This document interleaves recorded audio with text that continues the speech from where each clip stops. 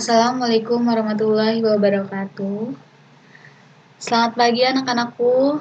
Selamat berjumpa kembali. Bagaimana kabarnya? Semoga kita selalu dalam lindungan Allah Subhanahu wa taala. Amin. Amin ya rabbal alamin. Baiklah, sebelum kita memulai pembelajaran, alangkah lebih baiknya kita berdoa terlebih dahulu. Berdoa dimulai. Selesai. Di sini, perkenalkan, Ibu Asfarina Ali akan mengajar mata pelajaran ekonomi dengan pertemuan pertama membahas mengenai pendapatan nasional. Sebelumnya, Ibu akan menyampaikan kompetensi dasarnya dan tujuan pembelajarannya. Pendapatan nasional. Apa yang harus kita capai? Yang pertama, menganalisis konsep dan metode perhitungan pendapatan nasional. Yang kedua, menyajikan hasil perhitungan pendapatan nasional.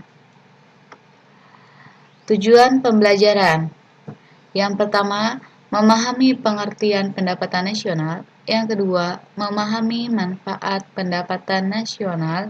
Yang ketiga, menganalisis komponen-komponen pendapatan nasional.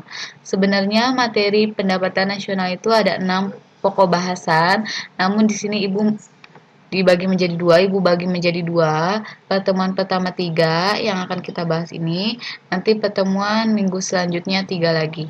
Seperti itu. Nah, di sini ada yang udah tahu belum pendapatan nasional itu apa? Jadi apa sih pendapatan nasional itu? Apa ya kira-kira?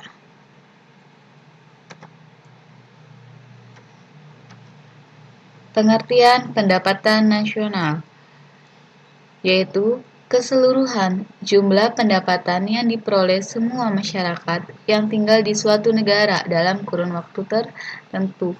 Jadi keseluruhan jumlah pendapatan masyarakat yang tinggal di suatu negara dalam kurun waktu tertentu. Oke. Lalu apa sih manfaatnya? Nah, yang pertama, untuk mengetahui struktur perekonomian suatu negara. Yang kedua, sebagai pedoman pemerintah dalam mengambil kebijakan nasional. Ketika pemerintah mempunyai data-data mengenai pendapatan nasional, maka pemerintah nggak bingung dalam menentukan kebijakan yang akan dilaksanakan dalam suatu negara. Seperti itu. Yang ketiga, mengetahui kemajuan ekonomi dari tahun ke tahun. Jadi bisa menganalisis nih, tahun ini pendapatan nasionalnya berapa, tahun sebelumnya berapa. Maka bisa menganalisis dan berkaitan juga dengan kebijakan nasional nantinya. Selanjutnya untuk mengetahui tingkat kemakmuran masyarakat, benar ya. Selanjutnya untuk mengetahui penggunaan pendapatan masyarakat. Selanjutnya untuk membandingkan perekonomian antar negara di dunia.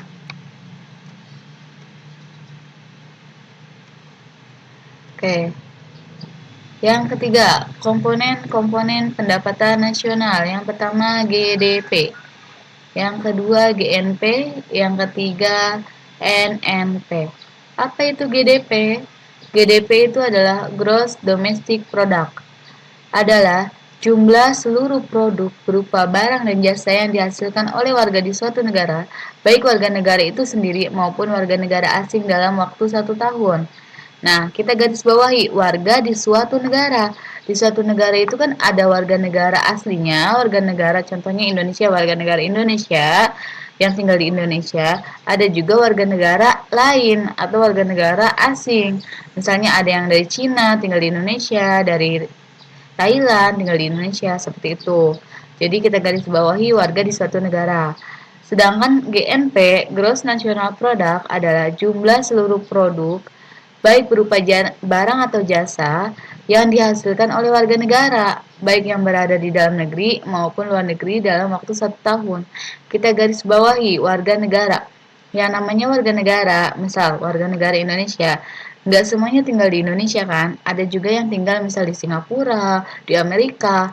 Nah itu maksudnya. Jadi jumlah seluruh produk, barang, dan jasa yang dihasilkan oleh warga negara, baik warga negaranya itu ada di negeri, dalam negeri, atau luar negeri. Seperti itu, paham ya? Tadi di garis bawahi warga di suatu negara, yang GNP warga negara. Selanjutnya NNP, Net National Product, adalah hasil produksi yang dihasilkan oleh suatu negara setelah dikurangi penyusutan modal. Selanjutnya, komponen-komponen pendapatan nasional.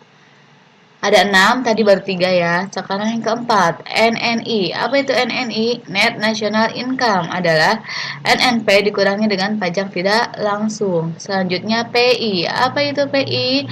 Personal Income adalah pendapatan yang secara formal diterima oleh masyarakat.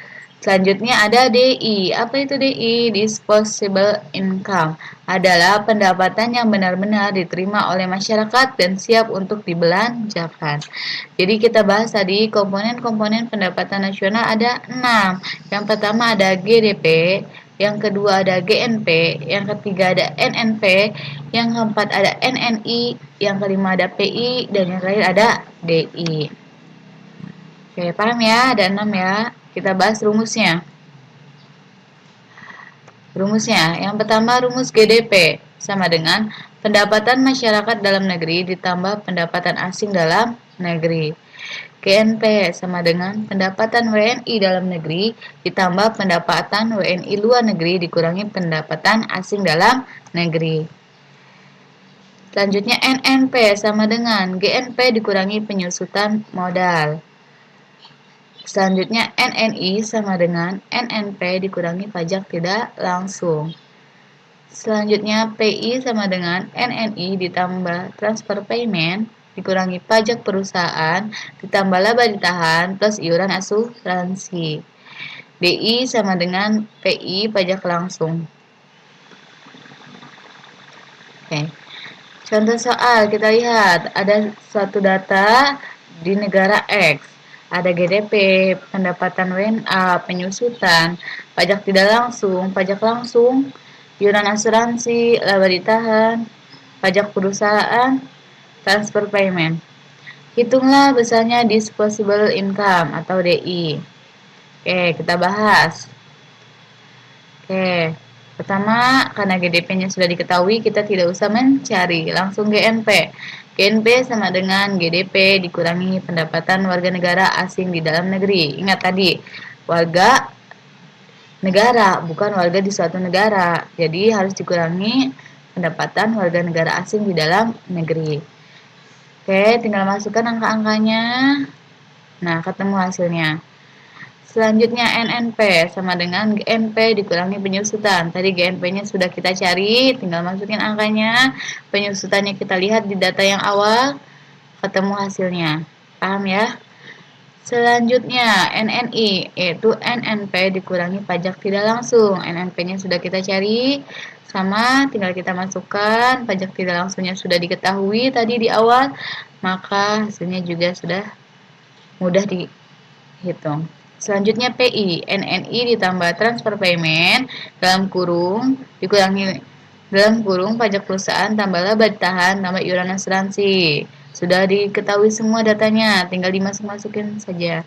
Maka hitung dulu yang ada dalam kurung dihitung baru dikurangkan. Hasilnya segini. Yang terakhir, DI. DI itu rumusnya PI dikurangi pajak langsung. PI-nya sudah kita ketahui. Pajak langsungnya sudah kita ketahui. Maka hasilnya juga sudah kita ketahui. Mudah ya. Oke, jadi disposable income adalah sebesar 575 miliar. Oke, tugas kalian ada 2 tugas. Jadi tugas yang pertama dan tugas yang kedua.